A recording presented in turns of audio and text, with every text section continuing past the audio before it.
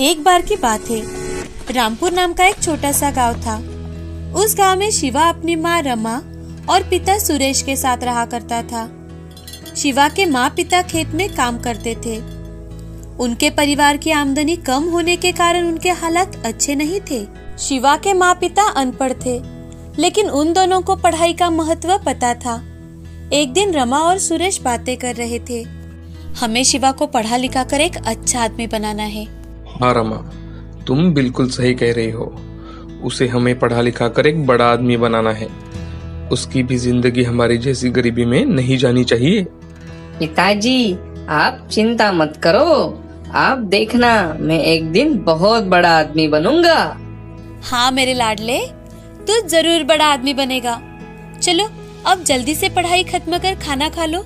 थोड़े समय बाद खाना खाकर सब सो जाते हैं। दूसरे दिन सुबह उठकर रमा और सुरेश खेत में काम करने चले जाते हैं और शिवा स्कूल में जाता है। शिवा के पढ़ाई के लिए रमा और सुरेश दिन रात मेहनत करने लगे थे। अब ऐसे ही 1-2 साल बीत जाते हैं। गांव में कम बारिश की वजह से अच्छी फसल नहीं आती थी। इसी कारण सुरेश के ऊपर कुछ कर्जा भी बन गया था। अब दोनों पति पत्नी हमेशा तनाव में रहने लगे। एक दिन रमा सुरेश से, सुनिए, आप देवर जी को बोलो ना कि वो आगे की पढ़ाई के लिए शिवा को अपने साथ शहर ले जाए। हम शिवा का सारा खर्चा दिया करेंगे उनको। अरे हाँ रमा, ये तो मैंने सोचा भी नहीं, लेकिन हम पैसे कहाँ से देंगे? और राधा को भी ये सब पसंद आना चाहिए ना। हम और ज्यादा मेहनत करेंगे, लेकिन इससे हमारे बेटे का भविष्य अच्छा होगा। और रहा सवाल देवरानी राधा का, तो राधा इतनी भी बुरी नहीं है कि वो शिवा का ख्याल न रखे। अच्छा ठीक है, मैं कल ही विलेज से फोन पर बात कर लेता हूँ।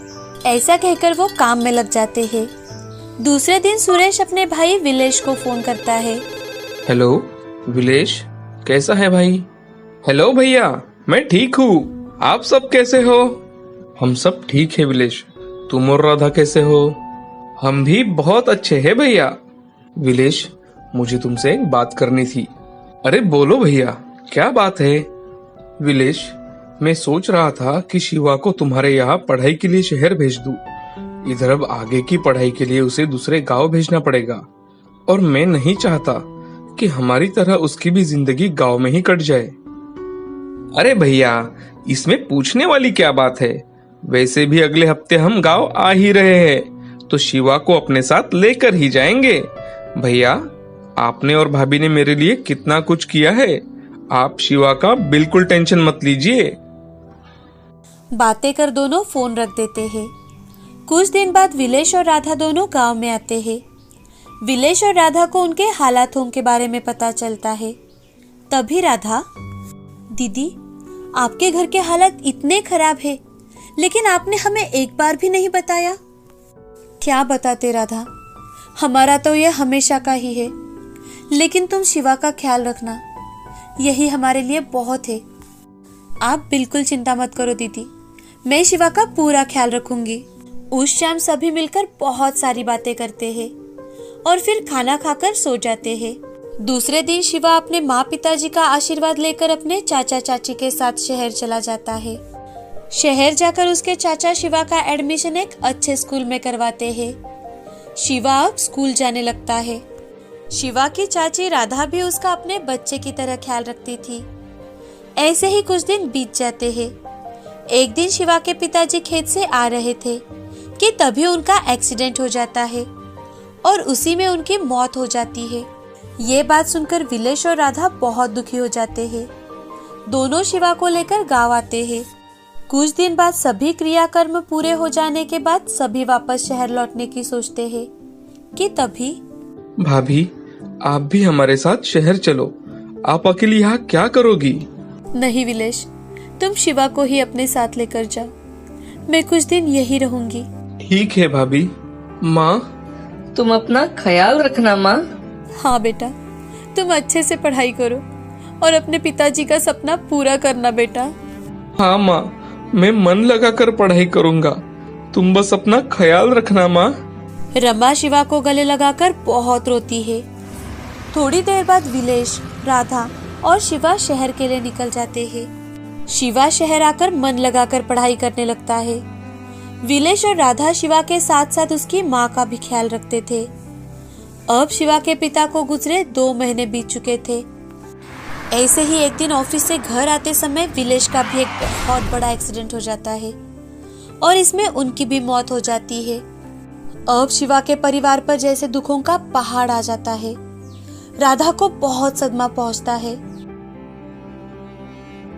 उस वक्त शिवा राधा को बहुत सहारा देता है।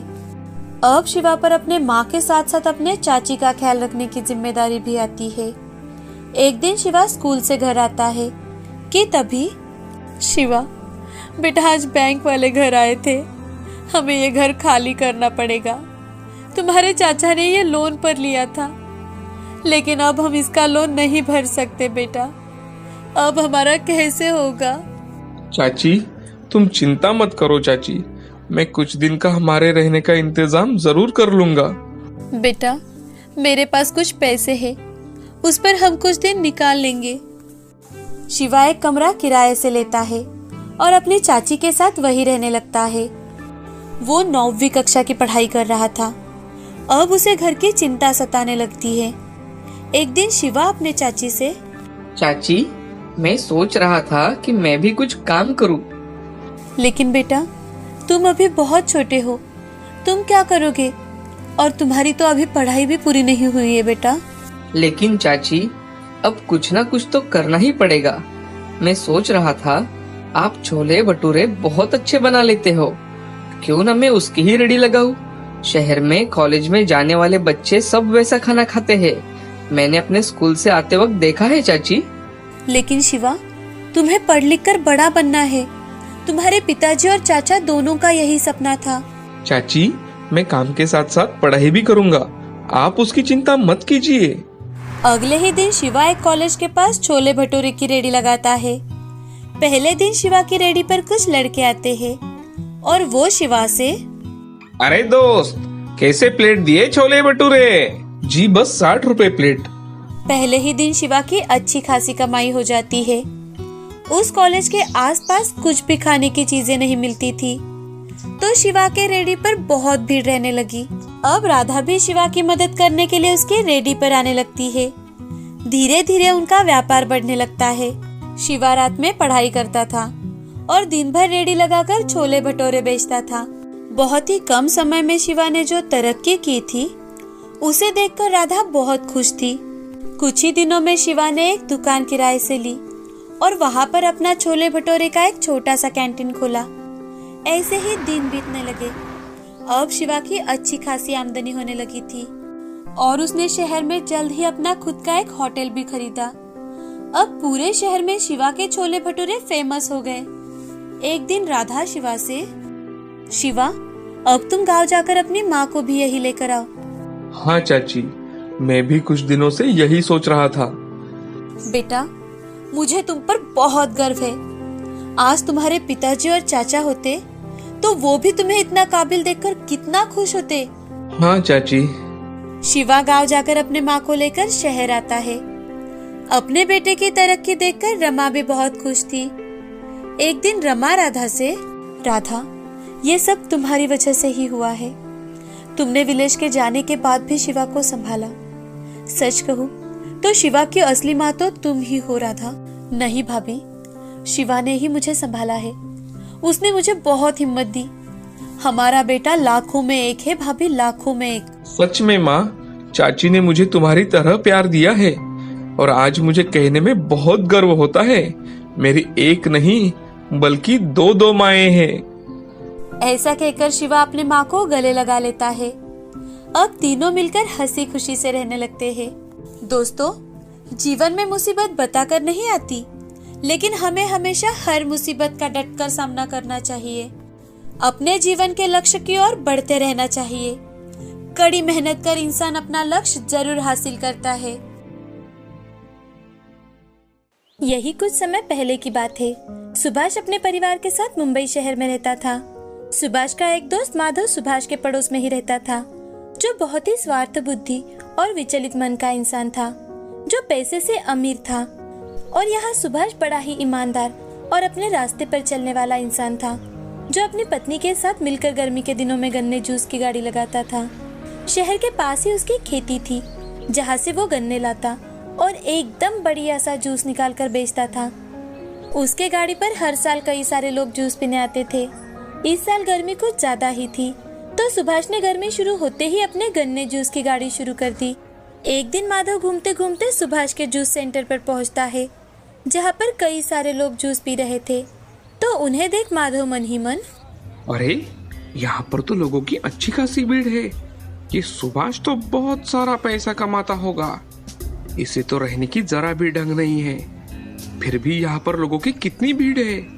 अगर मैं इसके सामने अपने गन्ने की जूस की गाड़ी लगवा दूं तो मैं भी बहुत सारा पैसा कमा पाऊंगा। ऐसा मन में सोचकर माधव वहाँ से चला जाता है।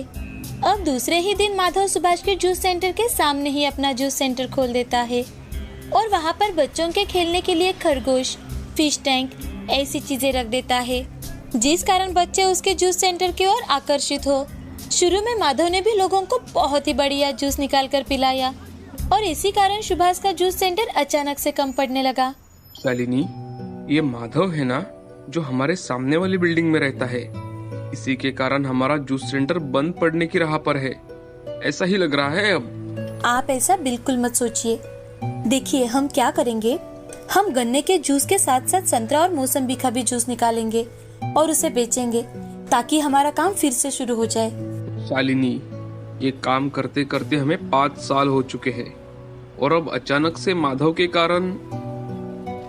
हर कोई अपनी सोच रखता है। अगर हम हमारा काम अच्छे से करते रहे तो भगवान हमारी जरूर मदद करेंगे। आप ये मायूस न होना। अब कुछ दिन ऐसे ही बीत जाते हैं। लोग माधव के जूस सेंटर पर जाकर बड़े ही चाव से गन्ने का जूस पीते और अपने बच्चों को मजे से खरगोश और फिश दिखाते। धीरे धीरे माधव की अच्छी खासी कमाई होने लगी। तो इसे देख माधव मन ही मन, अरे वाह, अब तो मेरा जूस सेंटर चलने नहीं दौड़ने लगा है। मुझे तो बढ़िया मुनाफा होने लगा है अब। और देखो तो वो सुभाष का चेहरा तो देखो जरा, बिल्कुल देखने जैसा हो गया है। अब माधव सुभाष के जूस सेंटर पर जाकर उससे, अरे सुभाष भाई, तुम्हारे पास तो बहुत सारा गन्ना पड़ा है और तुम्हें तो पता है मेरे ग्राहक बढ़ते ही जा रहे हैं। अगर तुम मुझे तुम्हारा गन्ना दे देते तो अच्छा हो जाता। सुनिए जी, मुझे लगता है कि गन्ना खराब होने से अच्छी बात है कि हम माधव भाई साहब की बात माने। अब सुभाष अपने सारे गन्ने माधव को कम पैसों में ही बेच देता है। तभी माधव वहाँ से हंसते हंसते चला जाता है। उसका लालच अब बहुत ज्यादा बढ़ने लगा था। उसे लगता था कि सभी के सभी लोग सिर्फ और सिर्फ ये शान और शौकत देखने आते हैं और इसी के सारे पैसे हैं। अब वो धीरे धीरे कर अपने जूस में बर्फ डालने लगा और जिसकी मात्रा दिन ब दिन बढ़ाने लगा और इसी कारण लोग निराश होने लगे। एक दिन एक आदमी माधव से, अरे जूस वाले भाई साहब, आजकल जूस में जूस कम और पानी ही ज्यादा होता है। अरे नहीं नहीं भाई साहब, हम तो आपके सामने ही जूस निकाल कर देते हैं। ये देखिए, इसमें तो सिर्फ जूस ही है। दिन बीत रहे थे। धीरे धीरे कर लोग माधव के यहाँ बैठते तो थे, लेकिन जूस की क्वालिटी खराब होने के कारण जूस पीने के लिए सुरेश के यहाँ जाते थे। तो ये देख माधव को बहुत गुस्सा आ जाता है। वो एक आदमी से, ए चलो निकलो यहाँ से। यहाँ सिर्फ मजे करने और गप्पे लड़ाने आते हो तुम, और जूस पीने वहाँ जाते हो।